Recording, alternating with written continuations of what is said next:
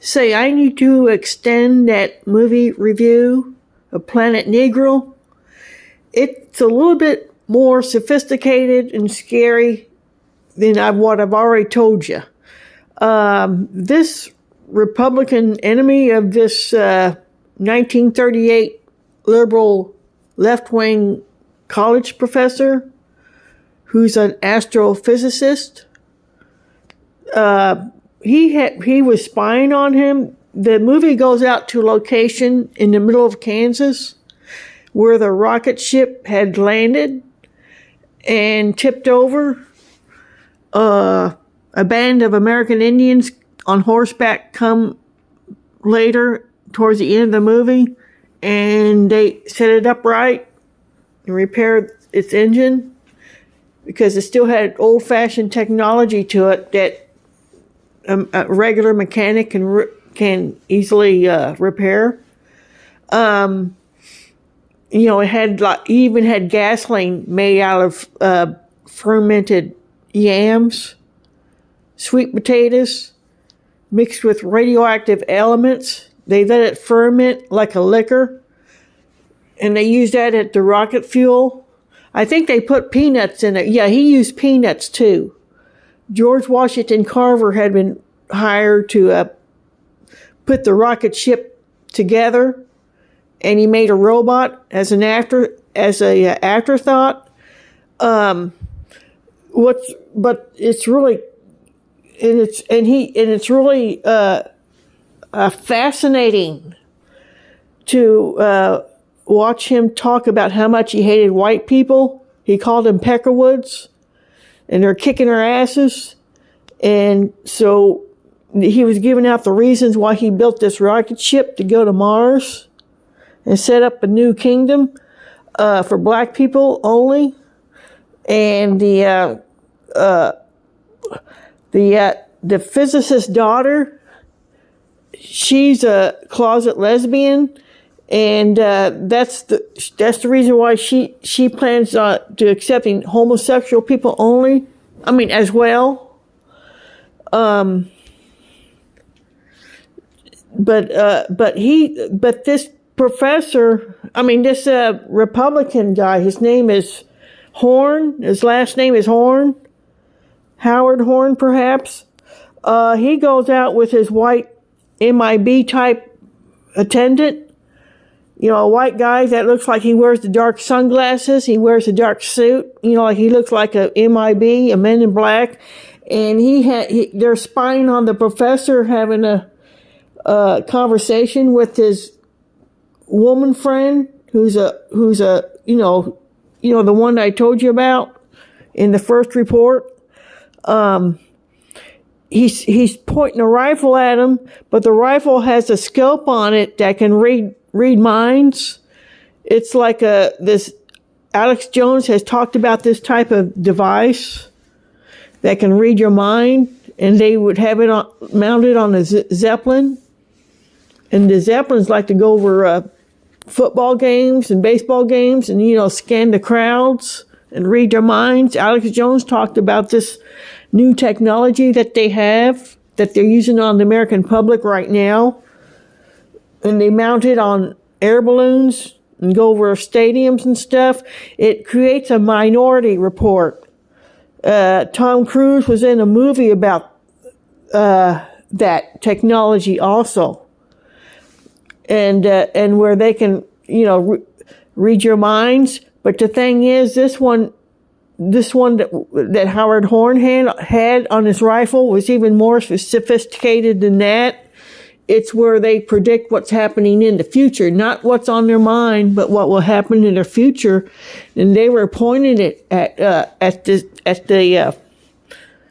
1938 professor, who's like falling in love with this woman, and he said he was telling her that he's going to leave with a rocket ship, and she has to, just reaffirm herself by what she's accomplished and what she is.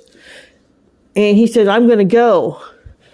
Leave. We're all leaving." And he was given the report off this high-tech scope mounted on the rifle, and he said, I knew he was going to lie. Well, I got something for his ass. I got something for his ass. I knew he was going to lie. I knew he was lying. Because what happened later on in the movie, he changes his mind and he decides he's going to stay. And that's what Horn was afraid that he'd do. Because he said, I never want to see you again. Because he didn't want anyone to find out about his grandfather that was working with the Ku Klux Klan and all kinds of stuff.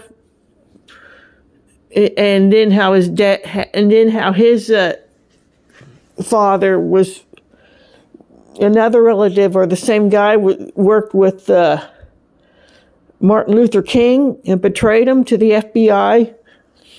And he didn't want so he didn't want that to be known by this time traveler to the public.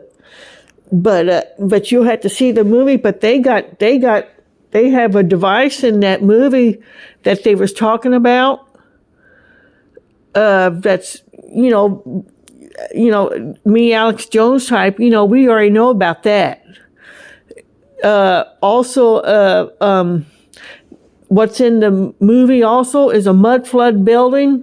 When they hitchhiked from the middle of Kansas to go to Kansas City with some Mexicans that were behind a truck. They were like in a slave trade, or they got gypped, when they paid some people to get them across the border. They actually got sold. They got ripped off by their Mexican connections, and they were on the slave. They traveled with them, and that's how they got to Kansas City. And then the first thing they do is they run out, and they're in front of this beautiful brick building, which has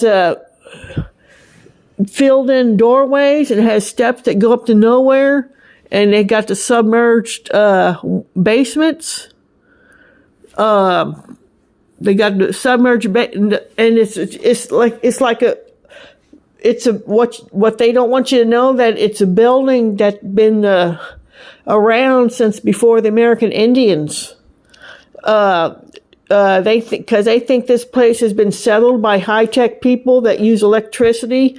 They found all the cities had. That's why they burned down the Northern Dame in France, because there was stuff going on with that building that was before like 1,000 years. They would find electrical equipment inside these old-fashioned churches that are 1,000 years old. They're finding electrical antennas and equipment, and that's why they burned down that Northern Dame. They removed those gargoyles about 3 days before the fire. They removed them. But anyway, they have lower class, Tartarian, they call it, buildings, like low tenant, and they're right in front of a red brick ones. They're usually made out of the red brick. And the high class ones were made out of marbles, and it had world fairs on them. You'll have to research it yourself about the Tartarian theory in America, because about the world's fairs, what was going on with them. How come they were so high class? In 1908, they had electricity and moving sidewalks and stuff like that. But this movie, he has that, I want to tell you, he had some real high-tech equipment displayed in this movie that's almost top secret right now. But he had that in that movie. So, and also they were right in front of the mud flood building in Kansas City. When they were looking out over the landscape and they saw two sides of Kansas City skyline, and the professor was comparing it to a movie he saw called Metropolis. I didn't recognize those skylines, but I know they had a big rebuilding effort in downtown Kansas City when they put up the old they put up the KCPL light district. So they did have some big renovations down there. But I gotta let you go. All right.